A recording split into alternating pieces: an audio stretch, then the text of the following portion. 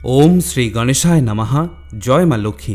बंधुरा आज 30 एप्रिल 16 बैशाख बुधवार। आज के दिने मा लक्ष्मीर आशीर्वादेर जोन्नो बांगलार घरे घरे अक्षय तृतीया पालन करा हये थाके। এই দিনটি শুধুমাত্র বৈশাখ মাসের নয়, সমগ্র বছরের অন্যতম শ্রেষ্ঠ ও শুভ তিথি হিসাবে গণ্য করা হয়। এই পুজোর সঙ্গে জড়িয়ে আছে বেশ কয়েকটি পুরাণের কথা। শোনা যায় মহাভারতে কৌরবদের কাছে পাশা খেলায় হেরে গিয়ে 12 বছরের জন্য বনবাস এবং 1 বছরের জন্য অজ্ঞাতবাসে গেছিলেন পাণ্ডবরা। তাদের বনবাসে থাকার সময় কৌরবদের চক্রান্তে মুনি দুর্বাসা এবং তার শিষ্যরা এক রাতের জন্য পাণ্ডবদের গৃহে আশ্রয় গ্রহণ করেন। কিন্তু সেই সময় তাদের গৃহে কোনো অন্নই ছিল না। দ্রৌপদী এবং পাণ্ডবরা এটা ভেবে ভয় পেয়ে যান যে দুর্বাসা মুনি হয়তো তাদের অভিশাপ দিতে পারেন। ঠিক সেই সময় শ্রীকৃষ্ণ এসে হাঁড়ির তলায় লেগে থাকা একটি মাত্র চালের দানা খেয়ে নেন। আর অবাক করা বিষয়, তাতেই পেট ভরে যায় দুর্বাসা এবং তার শিষ্যদের। দুর্বাসার অভিশাপ থেকে এই অক্ষয় তৃতীয়ার দিনেই পাণ্ডবদের রক্ষা করেছিলেন ভগবান শ্রীকৃষ্ণ। তাই এই দিনটিকে শুভ বলে মনে করা হয়। আবার এটি পৌরাণিক কথা থেকে জানা যায় বিষ্ণুর অবতার শ্রীকৃষ্ণ দাপর যুগে জন্মগ্রহণ করেছিলেন এই মর্তধামে। তার সুদামা নামে এক দরিদ্র ব্রাহ্মণ বন্ধু ছিলেন।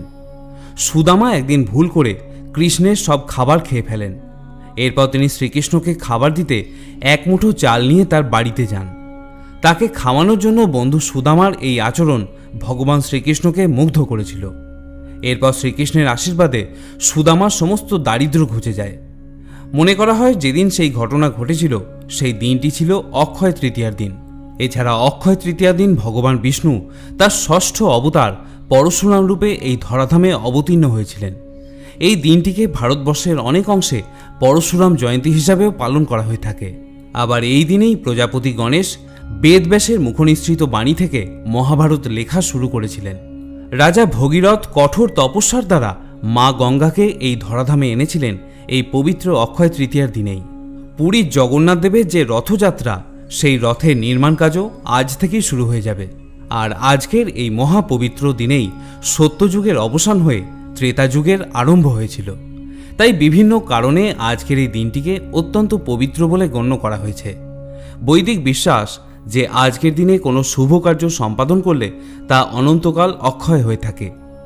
আজকের দিনে গঙ্গা স্নান, দরিদ্র সেবা, মা লক্ষ্মীর আরাধনা এবং সোনারূপা ক্রয় করাকে অত্যন্ত শুভ বলে মনে করা হয়। আজকের দিনে ব্যবসায়ীরা লক্ষ্মী গণেশের পূজার আয়োজন করে থাকেন। অনেকের দোকানে এই দিন হালখাতাও হয়। পারিবারিক অর্থকষ্ট থেকে চিরমুক্তির জন্য বাড়িতে আজ লক্ষ্মী দেবীকে পূজা করুন। সম্ভব হলে কাউকে খাদ্য বা অর্থ সাহায্য করুন। বাড়িতে যদি কোনো অভাবী মানুষ বা পশু আসে তাকে দরজা থেকে ফিরিয়ে দেবেন না। আজ এই ভিডিওতে আমরা অক্ষয় তৃতীয়ার ব্রতকথা শ্রবণ করব এবং ভিডিও শেষ পর্বে বলবো আজকের দিনে সোনারূপা ছাড়াও কোন জিনিস কেনা অত্যন্ত শুভ, যা আপনি খুব সহজে ও সুলভ মূল্যে কিনে এনে বাড়িতে আনতে পারেন। এছাড়াও অক্ষয় তৃতীয়া সংক্রান্ত বেশ কিছু তথ্যও জানাবো। আশা করি এই ভিডিওটি আপনাকে সমৃদ্ধ করবে। আসুন তাহলে শ্রবণ করে নেওয়া যাক পবিত্র অক্ষয় তৃতীয়ার ব্রতকথা। জয় শ্রী গণেশ, জয় মা লক্ষ্মী। কুরুক্ষেত্র যুদ্ধের পর কেটে গেছে বেশ কিছু বছর। পাণ্ডবরা যুদ্ধে জয়লাভ করে রাজ্য শাসন করছেন। তাদের রাজ্যভার নেওয়ার পর সবাই বেশ আনন্দিত, কিন্তু সিংহাসনে বসেও মহারাজ যুধিষ্ঠিরের মনে শান্তি ছিল না। যুদ্ধে হাজার হাজার আত্মীয় পরিজনদের তিনি হারিয়েছিলেন। সম্পদের প্রচুর অপচয় হয়েছে। স্বজনহারাদের চোখের জল তার মনকে বিষাদগ্রস্ত করে তুলেছিল। মহারাজের মনের এই অস্থিরতাকে উপলব্ধি করে মহামুনি শতানিক একদিন যুধিষ্ঠিরের কাছে এলেন এবং তাকে শোনালেন এই অক্ষয় তৃতীয়ার ব্রতকথা। বহুকাল আগের কথা, কোনো এক স্থানে এক ব্রাহ্মণ এবং তার স্ত্রী বাস করতেন। ব্রাহ্মণ হলেও তার মধ্যে ব্রাহ্মণ সুলভ কোনো আচরণ দেখা যেত না। ব্রাহ্মণ কোনোদিন তো কাউকে সাহায্য করেনি, বরং তার কাছে কেউ সাহায্যের জন্য এলেও তাকে তিনি দূর দূর করে তাড়িয়ে দিতেন। কিন্তু তার স্ত্রী সুশীলা একজন ধর্মপ্রাণ মহিলা ছিলেন। কিন্তু একদিন একটি ঘটনা ঘটল। এক পথিক ব্রাহ্মণ ক্ষুধা তৃষ্ণায় কাতর হয়ে তাদের বাড়িতে এলেন এবং এসে বললেন, ক্ষুধায় আমার প্রাণ ওষ্ঠাগত, দয়া করে আমাকে কিছু অন্ন এবং জল প্রদান করুন। কিন্তু সেই নিষ্ঠুর ব্রাহ্মণ তাকে অন্ন দেওয়া তো দূরস্থ, তাকে এক ফোঁটা জল দিতেও রাজি হল না। তিনি তাকে রেগে গিয়ে বললেন, যাও, এখানে ওসব কিছুই হবে না, তুমি এখনই এখান থেকে দূর হয়ে যাও, আমার ঘরে ওসব কিছুই নেই। এই বলে সেই পথিককে তার বাড়ি থেকে তাড়িয়ে দিলেন। পথিক ব্রাহ্মণ তখন নিরুপায় হয়ে সেখান থেকে ফিরে যাওয়াই মনস্থ করল। এমন সময় সেখানে উপস্থিত হলেন সেই নিষ্ঠুর ব্রাহ্মণের স্ত্রী সুশীলা, যিনি অত্যন্ত ধর্মপরায়ণা মহিলা ছিলেন। তিনি এসে সেই পথিক ব্রাহ্মণের পথ আটকে তাকে চলে না যেতে অনুরোধ করলেন। তিনি তার স্বামীকে বললেন, প্রভু, এই ক্ষুধা তৃষ্ণায় ক্লান্ত পথিক আজ তাদের পরিবারের অতিথি। যেহেতু তারা ব্রাহ্মণ, তাই অতিথির সেবা করাই তাদের ধর্ম। তিনি তার স্বামীকে ভৎসনা করে আরও বললেন, যদি ক্ষুধা তৃষ্ণার্ত কোনো অতিথি তোমার বাড়ি থেকে বিমুখ হয়ে প্রস্থান করে আর তার বিষণ্ণ মুখ দেখে যদি তোমার প্রাণে দয়া না হয়, তাহলে এই ধনসম্পদ এবং সংসার ধর্মের কি প্রয়োজন? এই বলে তার স্বামীর খারাপ ব্যবহারের জন্য সে পথিক ব্রাহ্মণের কাছে ক্ষমা প্রার্থনা করে। তারপর সুশীলা তার বাড়ির ভিতর থেকে এক মুঠো অন্ন এবং জল এনে পথিক ব্রাহ্মণকে দেয়। সেই দিনটি ছিল পবিত্র অক্ষয় তৃতীয়ার দিন। তিথি মাহাত্ম্যের জন্য সেই জলদান তার অক্ষয় হয়ে গেল। হে ধর্মরাজ যুধিষ্ঠির, বৈশাখ মাসের শুক্লপক্ষের তিথিটি হল অক্ষয় তৃতীয়া। এই দিন যে কর্মের অনুষ্ঠান করা হয় তাই অক্ষয় হয়ে থাকে। এই তিথিতে জলদান করলে অনন্তকাল বিষ্ণুলোকে তার চির অবস্থান হয়। এই ঘটনা ঘটে যাওয়ার পর কেটে গেছে বেশ কিছু বছর। কালক্রমে একদিন সেই অধার্মিক ব্রাহ্মণের মৃত্যু হয়। তার মৃত্যুর পর যমদূতেরা আসে এবং তাকে বেঁধে নিয়ে যমালয়ে গিয়ে উপস্থিত হয়। স্বাভাবিকভাবেই তার বিচার হয় এবং তার সারা জীবনের কুকর্মের জন্য তাকে নরক যন্ত্রণা ভোগ করতে হয়। নরকে তার পাপের শাস্তি প্রদানের জন্য যখন তার উপর অকথ্য অত্যাচার চালানো হচ্ছিল, সেই সময় ব্রাহ্মণ জল তৃষ্ণায় কাতর হয়ে ওঠে। কিন্তু যমদূতেরা তাকে মনে করিয়ে দেয় যে সেও একবার এক ক্ষুধার্ত তৃষ্ণার্ত ব্রাহ্মণ অতিথিকে জলদান করতে অস্বীকার করেছিল। সেই মহাপাপের কারণেই তাকে এখন কোনোভাবেই জল প্রদান করা হবে না। অত্যাচারের পর কোনো প্রকার জল না দিয়েই তৃষ্ণার্ত ব্রাহ্মণকে যমদূতরা যমরাজের কাছে নিয়ে এলো।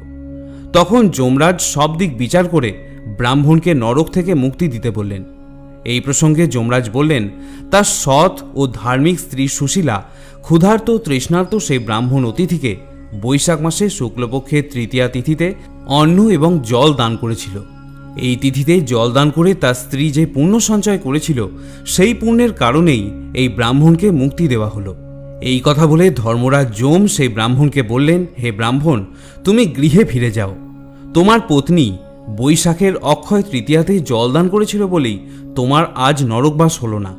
এই তিথিতে যে যা পুণ্য কাজ করে তা অনন্তকাল অক্ষয় হয়ে থাকে। তখন সেই ব্রাহ্মণ নরক থেকে মুক্ত হল এবং পরজন্মে পত্নীসহ জনার্দনের আরাধনা করে ব্রতের অনুষ্ঠান দ্বারা বৈকুণ্ঠ লাভ করল। ব্রতকথা শেষ করে শতানিক মুনি যুধিষ্ঠিরকে বললেন, হে মহারাজ, অক্ষয় তৃতীয়ার দিন যে ব্যক্তি অন্ন এবং জলদান করে বা যে কোনো রকম শুভ কর্ম করে থাকে, তার সেই কর্ম অনন্ত অক্ষয় হয়ে যায়। শ্রোতা বন্ধুরা, এবারে আসুন জেনে নেওয়া যাক অক্ষয় তৃতীয়া সংক্রান্ত অন্যান্য কিছু তথ্য। এই তৃতীয়া তিথি শুরু হয়েছে গতকাল বিকেল 5:31 থেকে, যা থাকবে আজ দুপুর 2:12 পর্যন্ত। তাই উদয়া তিথি মেনে আজকের দিনই এই অক্ষয় তৃতীয়া পালিত হবে। যদি আপনি বাড়িতে লক্ষ্মী গণেশের পূজা করতে চান, তাহলে পূজা করার শুভ মুহূর্ত থাকছে সকাল 5:41 থেকে দুপুর 12:18 পর্যন্ত। জ্যোতিষশাস্ত্র বলছে এই বছর অক্ষয় তৃতীয়ায় দুটি মহাযোগ তৈরি হবে। একটি হলো মালব্য যোগ এবং অপরটি হলো গজকেশরী যোগ। আর এই দুটি যোগ তৈরি হওয়ার কারণেই বেশ কিছু রাশির জাতক জাতিকারা শুভ ফল পেতে পারেন। আজকের দিনে আপনি যদি সোনা বা রূপা ক্রয় করতে পারেন, তাহলে তা খুবই মঙ্গল। আর এই ক্রয়ের জন্য শুভ সময় থাকছে বিকেল 4টে থেকে রাত 8:30 পর্যন্ত। তবে শুধু সোনা এবং রূপাই নয়, যে কোনো ধাতুর জিনিসই আপনি আজকের দিনে ক্রয় করতে পারেন। আর অন্য যে জিনিসটি আজকের দিনে ক্রয় করা অত্যন্ত শুভ, তা হলো মাটির প্রদীপ, যা আপনি যে কোনো দর্শকর্মার দোকানেই সহজে এবং সুলভে পেয়ে যাবেন। এছাড়া আজকের দিনে শিবলিঙ্গ এবং গণেশের মূর্তি ক্রয় করাকেও শুভ বলে মনে করা হয়। হিন্দু ধর্মের প্রচলিত বিশ্বাস, তুলসী গাছে মা লক্ষ্মী বাস করেন। গৃহস্থ বাড়িতে তুলসী গাছ রাখা অত্যন্ত শুভ। অক্ষয় তৃতীয়ায় বাড়িতে একটি নতুন তুলসী গাছও নিয়ে আসতে পারেন। এর ফলে মা লক্ষ্মীর কৃপা আপনার উপর সারা বছর বজায় থাকবে। তাহলে শ্রোতা বন্ধুরা, আজকের এই আলোচনা এখানেই শেষ করছি। যদি এই তিথি সংক্রান্ত কোনো প্রশ্ন বা মতামত আপনার মনে থাকে তাহলে আমাকে কমেন্টে জিজ্ঞাসা করতে পারেন। আর এই ভিডিওটি যদি আপনাকে সমৃদ্ধ করে তাহলে একটি লাইক করতে ভুলবেন না। সকলে ভালো থাকুন, সুস্থ থাকুন এবং আনন্দের সঙ্গে অক্ষয় তৃতীয়ার ব্রত পালন করতে থাকুন। জয় মা লক্ষ্মী।